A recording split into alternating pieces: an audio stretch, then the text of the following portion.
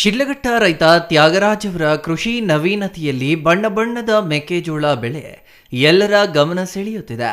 ಕೃಷಿಯಲ್ಲಿ ಹೊಸ ಪ್ರಯೋಗ ಮಾಡಿ ಯಶಸ್ಸು ಸಾಧಿಸುತ್ತಿರುವ ರೈತರ ಪಂಕ್ತಿಗೆ ಶಿಡ್ಲಘಟ್ಟ ತಾಲೂಕಿನ ಅಪ್ಪೇಗೌಡನಹಳ್ಳಿಯ ರೈತ ಎಂ ತ್ಯಾಗರಾಜ್ ಸೇರಿದ್ದಾರೆ.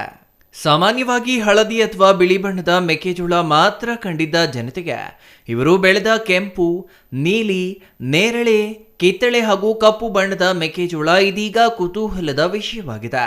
ವಿದೇಶದ ಮೆಕ್ಸಿಕೋ ಮತ್ತು ಪೆರು ದೇಶಗಳಿಂದ ತರಿಸಲಾದ ವಿಶೇಷ ಬಿತ್ತನೆ ಬೀಜಗಳಿಂದ ಬೆಳೆದ ಈ ಜೋಳದಲ್ಲಿ ಯಾವುದೇ ಕೃತಕ ಬಣ್ಣಗಳಿಲ್ಲ. ನೈಸರ್ಗಿಕವಾಗಿ ಬಣ್ಣಗಳ ವೈವಿಧ್ಯ ಹೊಂದಿರುವ ಈ ಬೆಳೆಗಾಗಿ ತ್ಯಾಗರಾಜ್ ಸಾವಯವ ಗೊಬ್ಬರ ಬಳಸಿ 10 ಗುಂಟೆ ಜಮೀನಿನಲ್ಲಿ 4 ತಿಂಗಳ ಹಿಂದೆ ನಾಟಿ ಮಾಡಿದ್ರ. ಪ್ರತಿ ಗಿಡ 2 ರಿಂದ 3 ತೆನೆಗಳನ್ನು ಕೊಟ್ಟ ಪರಿಣಾಮವಾಗಿ ಈಗಾಗಲೇ ಸುಮಾರು 150 ಕೆಜಿ ಕಾಳುಗಳನ್ನು ಪಡೆದಿದ್ದಾರೆ. ಸಾಮಾನ್ಯ ಮೆಕ್ಕೆಜೋಳಕ್ಕಿಂತ ಬಣ್ಣ ಬಣ್ಣದ ಜೋಳ ಮಾರುಕಟ್ಟೆಯಲ್ಲಿ ವಿಶೇಷ ಬೇಡಿಕೆ ಹೊಂದಿದೆ. ಇದರಿಂದ ಉತ್ತಮ ಆದಾಯ ಸಿಗುವ ನಿರೀಕ್ಷೆ ಇದೆ. ಜೊತೆಗೆ ಈ ಬಗೆಗಿನ ಪ್ರಯೋಗ ಕೃಷಿ ವೈವಿಧ್ಯತೆಯನ್ನ ಉಳಿಸುವ ಕೆಲಸ ಮಾಡುತ್ತದೆ. ಬಣ್ಣದ ಮೆಕ್ಕೆಜೋಳವನ್ನ ಸಾಮಾನ್ಯವಾಗಿ ಆಹಾರ, ಪಶು ಆಹಾರ ಹಾಗೂ ಅಲಂಕಾರಿಕ ಬಳಕೆಗಾಗಿ ಬಳಸಲಾಗುತ್ತದೆ. ಅಮೆರಿಕ, ಆಫ್ರಿಕಾ ಮುಂತಾದ ದೇಶಗಳಲ್ಲಿ ಇದಕ್ಕೆ ಹೆಚ್ಚಿನ ಬೇಡಿಕೆ ಇದ್ದು ಇದೀಗ ಭಾರತದ ಮಾರುಕಟ್ಟೆಯಲ್ಲೂ ಬೇಡಿಕೆ ಏರಿಕೆಯಾಗುತ್ತಿದೆ. ಈ ಜೋಳ ಕೇವಲ ಆಕರ್ಷಕವಾಗಿರುವುದಲ್ಲದೆ ಪೋಷಕಾಂಶಗಳಿಂದ ಕೂಡಿದೆ. ಕಬ್ಬಿಣಾಂಶ, ವಿಟಮಿನ್ಗಳು ಹಾಗೂ ಆಂಟೋಸಯಾನಿನ್ಗಳಂತಹ ಆಂಟಿ ಆಕ್ಸಿಡೆಂಟ್ಗಳಿಂದ ಸಮೃದ್ಧವಾಗಿರುವುದರಿಂದ ರಕ್ತಹೀನತೆ ನಿವಾರಣೆ, ಮಧುಮೇಹ ನಿಯಂತ್ರಣ, ಉರಿಯೂತ ಕಡಿಮೆಗೊಳಿಸುವುದು, ನರಮಂಡಲ ಬಲಪಡಿಸುವುದು ಮತ್ತು ಕಣ್ಣಿನ ಆರೋಗ್ಯ ಕಾಪಾಡುವುದು ಮುಂತಾದ ಹಲವಾರು ಲಾಭಗಳನ್ನು ನೀಡುತ್ತದೆ. ಇತಿಹಾಸದಲ್ಲಿ 3000 ವರ್ಷಗಳ ಹಿಂದೆ ದಕ್ಷಿಣ ಅಮೆರಿಕಾದಲ್ಲಿ ಬಣ್ಣದ ಮೆಕ್ಕೆಜೋಳ ಮುಖ್ಯ ಆಹಾರವಾಗಿತ್ತು. ಮಿಜೋರಂನಲ್ಲೂ ಇದನ್ನು ಮೆಂಬಾನ್ ಎಂದು ಕರೆಯುತ್ತಾ ಬಳಸಲಾಗುತ್ತದೆ.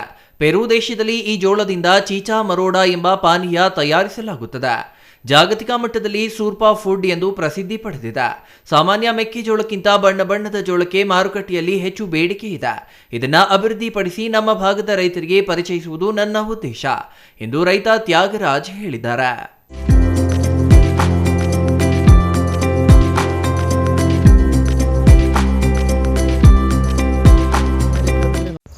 ಅಮೇರಿಕಾದಲ್ಲಿ ನಮ್ಮ ಸ್ನೇಹಿತರು ಕೂಡ ಇದ್ದರು, ಅವರು ಕೂಡ ಮಾಹಿತಿ ಕೊಟ್ಟೆ.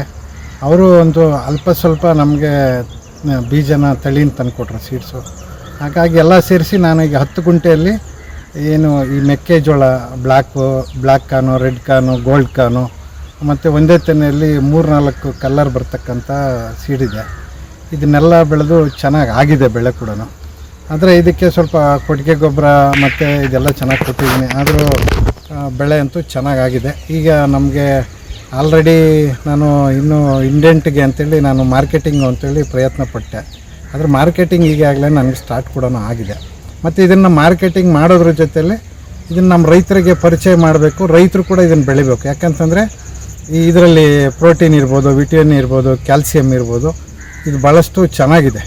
ಯಾಕಂದರೆ ಇದು ತುಂಬ ಇದು ನಾವು ಗೂಗಲಲ್ಲಿ ಸರ್ಚ್ ಮಾಡಿದಾಗ ಇದು 2000-3000 ವರ್ಷದ ಹಿಂದೆನೇ ಕೂಡ ಅಲ್ಲಿ ಬೆಳೀತಿರೋದು. ಅಂದರೆ ಆಹಾರ ಪದ್ಧತಿ ಇದು ಭಾಳ ಚೆನ್ನಾಗಿದೆ ತಿನ್ನಲಿಕ್ಕೂ ಕೂಡ.